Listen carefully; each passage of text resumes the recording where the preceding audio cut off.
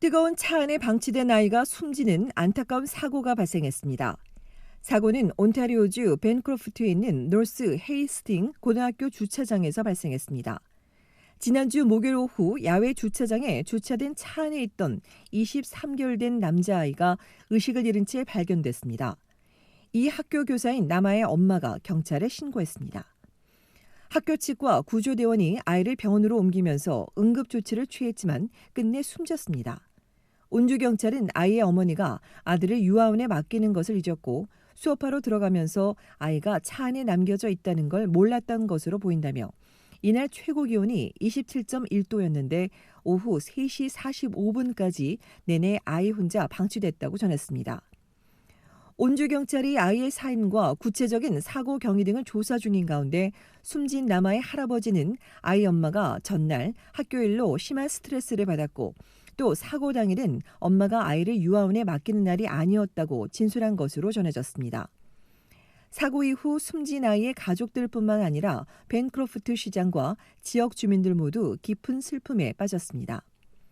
캐나다에선 지난 2013년부터 2018년 사이 6명의 아이가 뜨거운 차 안에서 숨진 채 발견됐습니다. 미국에선 매년 평균 37명의 아이가 차 안에서 사망해 1998년 이후 913명이 목숨을 잃었습니다. 이들의 절반이 넘는 54%는 2세 미만입니다. 미국 연구 결과 이런 사고의 절반 이상은 보호자가 스트레스나 피로 또는 일상의 변화로 인해 차에 아이가 있다는 사실을 잊은 채 방치한 것으로 나타났습니다. 이에 전문가들은 뒷좌석 아이를 잊어버리는 일은 누구에게나 발생할 수 있다며 그런 만큼 보호자들은 위험을 항상 인지하고 상기시키는 습관을 가져야 한다고 강조했습니다. 특히 휴대전화와 지갑 등을 뒷좌석에 두는 것이 이런 사고를 막는 데 도움을 준다고 덧붙였습니다.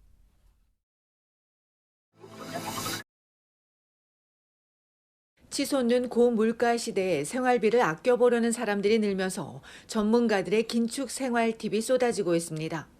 한 전문가는 매월 내는 공과금을 재협상하라고 조언합니다. 전화와 인터넷, 경보 시스템, 주택과 자동차 보험, 은행 등이 여기에 속하는데 온라인에서 가격을 비교해 본 뒤 해당 회사에 연락해 가격을 낮출 것을 요구하고 안 될 경우 사업자 변경도 준비할 것을 당부합니다. 이렇게 하려면 사실 시간이 걸리고 성가시기에도 이를 통해 매월 $100에서 많게는 $400까지 절약할 수 있습니다. 각종 회원권이나 케이블 패키지, 전문 채널 등 비필수적인 건 지금 꼭 필요한지 다시 한번 생각해보고 무료 동영상 등을 찾는 노력이 필요합니다. 휘발유값 부담을 줄이려면 전기차가 방법이지만 지금은 경로를 고려하거나 대중교통을 이용하는 것이 최선입니다. 옷이나 가구, 어린이 장난감이나 자전거 등은 중고 가게에서 구입하고 반대로 집안에 있는 쓰지 않은 물건들은 중고 시장에 내팔아 소액을 벌 수도 있습니다. 요즘은 고급 의류와 스포츠용품 위탁 판매점이 특히 인기가 높은 것으로 알려졌습니다. 최근 식당이나 빵집의 가격이 큰 폭으로 오르면서 외식을 줄이는 가정이 늘고 있습니다.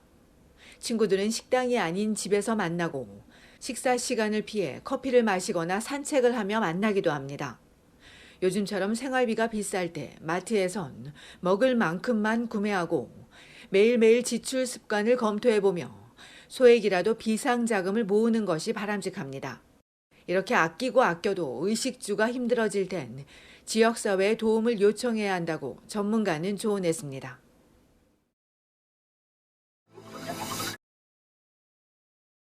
오는 7월 1일 캐나다 데이를 맞아 전국에서 볼거리 풍성한 행사들이 진행됩니다. 코로나로 인해 중단됐다 2년 만에 재개됩니다. 캐나다 데이엔 그 무엇보다 불꽃놀이가 유명합니다. 온타리오주 토론토에선 금요일 밤 10시 놀수용 멜라스트먼 광장과 다운스뷰 파크에서 불꽃놀이가 펼쳐지고 애쉬브리지 베이 파크와 밀리캠 파크, 스탠 워들로 파크, 스플렌디드 차이나 몰에서도 진행됩니다. 필 지역에선 포트 크레딧 메모리얼 파크와 웨스트우드 스퀘어 등에서 욕 지역은 리치몬드 그린 파크와 캐나다 원더랜드, 램버트 파크 등에서 화려한 불꽃놀이를 볼 수 있습니다. 멜라스트먼 광장에선 이날 낮 2시부터 라이브 뮤직과 댄스, 액티비티 등이 진행되고 다운스뷰 파크 등 곳곳에서도 볼거리와 놀거리 풍성한 행사들이 관객들을 맞이할 예정입니다. 이날은 전국에 있는 국립공원과 유적지는 입장료가 무료입니다. 브리티시 컬럼비아주 밴쿠버 캐나다 플레이스에선 7월 1일 아침 11시부터 6시까지 가족을 위한 행사와 문화공연, 다양한 먹거리가 마련됩니다. 코키틀람 타운센터 파크에서 캐나다데이 축하 행사와 불꽃놀이가 예정돼 있고 버나비와 서리, 델타 등 주 전역에서 다채로운 행사와 불꽃놀이가 열릴 예정입니다. 캐나다데이 행사와 관련한 구체적인 내용은 각 지자체나 행사장 홈페이지에서 볼 수 있습니다. 7월 1일 금요일에는 각 주 정부와 지자체, 서비스 캐나다는 물론 우정국과 도서관, 커뮤니티 센터, 은행 등이 문을 닫고 관광지와 야외 수영장, 일부 쇼핑몰과 식료품점은 운영됩니다.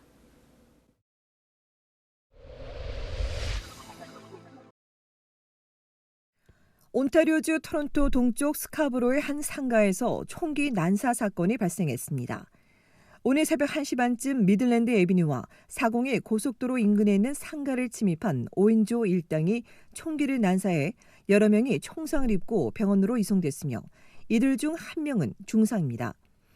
정확한 피해자 수나 부상 정도, 구체적인 사건 경위 등은 공개되지 않았습니다. 이보다 앞서 어젯밤 8시 반엔 덤밀스 로드와 에글링턴 애비뉴 웨스트 남쪽에 위치한 플레밍덤 파크에서 총성이 울렸습니다. 현장에 도착한 경찰이 총상을 입은 남성 한 명을 발견하고 병원으로 이송해 치료를 받게 했으며 검은색 상하이를 입고 현장에서 달아난 용의자를 추적 중에 있습니다. 한편 지난 일요일 밤 노스역 험버 서밋 지역에서 발생한 무장 강도 사건과 관련해 토론토 경찰이 용의자를 체포하고 소형 권총을 회수했습니다. 용의자는 오토바이의 미니 버전인 더크 바이크를 타고 가던 피해자를 흉기로 위협한 뒤 바이크를 훔쳐 달아났다가 경찰에 붙잡혔습니다.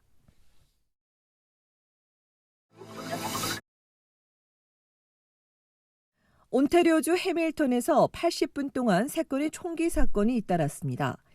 어젯밤 10시 반 모항로드 웨스트와 매그놀리아 드라이브에 있는 에어비앤비 숙소에서 실수로 총기가 발사돼 경미한 피해가 발생했고 10분 후 맨스트리트와 홀튼 애비뉴 사우스에서도 한 명이 총상을 입고 병원으로 이송됐으며 밤 11시 50분엔 더글라스와 마스 애비뉴에서 주택을 향해 수차례 총성이 울렸습니다. 부상자는 다행히 생명엔 지장이 없는 것으로 알려졌으며 해밀턴 경찰이 각각의 사건들을 수사하고 있습니다.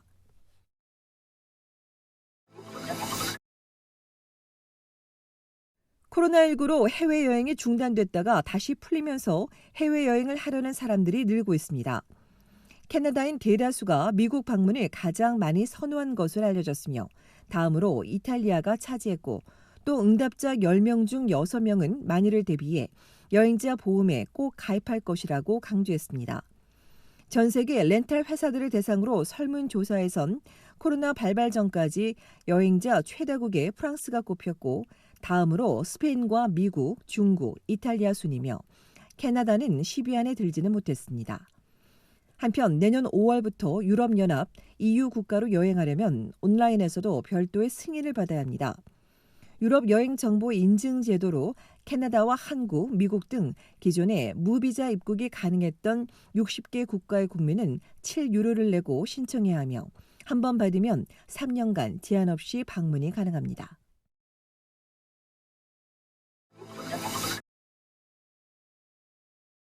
브리티시 콜럼비아주 정부와 UBC가 고수요 직종으로 분류되는 물류법 과정을 확대합니다. 정부 자금 2,490만 달러를 받은 UBC가 790만 달러를 투자해 서리 메모리얼 병원 인근에 있는 시티센터 1층과 2층을 매입하고 이곳을 교육실험실과 다목적 공간, 세미나실, 학생학습 지원센터, 교수실 등으로 개조해 2023년 가을부터 수업을 진행할 계획입니다. 이를 위해 기존 UBC 밴쿠버 캠퍼스와 프린스 조지 노던 BC 대학교의 신입생 100명에 더해 올가을 20명을 새로 모집하며 이들은 내년에 서리 캠퍼스로 이동할 예정입니다.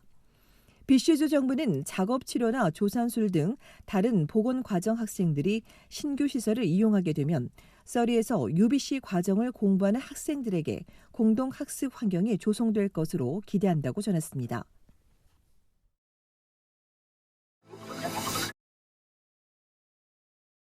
온타리오주 토론토 대학이 넷플릭스 히트작 오징어 게임의 인기 비결을 분석하는 강좌를 개설합니다. 토론토 대학 도서 및 미디어 연구학과는 이번 겨울 학기에 오징어 게임과 미디어라는 제목의 강좌를 개설하고 오징어 게임 인기 비결과 본질은 무엇인지 등을 조명할 계획이라며 아이디어나 제안을 해달라고 요청했습니다. 넷플릭스가 최근 오징어 게임 2 제작을 확정한 가운데 지난해 9월 넷플릭스에서 처음 선보인 뒤 53일 동안 1위를 유지하며 역대 최장 흥행 기록을 세운 한국 드라마 오징어 게임은 이후 각종 영화제에서 잇따라 수상하면서 미국 TV 프로그램상인 에미상 수상에 대한 기대감도 높이고 있습니다. 앞서 지난 6월엔 주연 배우 이정재와 정호연이 영화 관계자들이 선정하는 미국 배우 조합상에서 드라마 부문 남우주연과 여우주연상을 나란히 수상한 바 있습니다.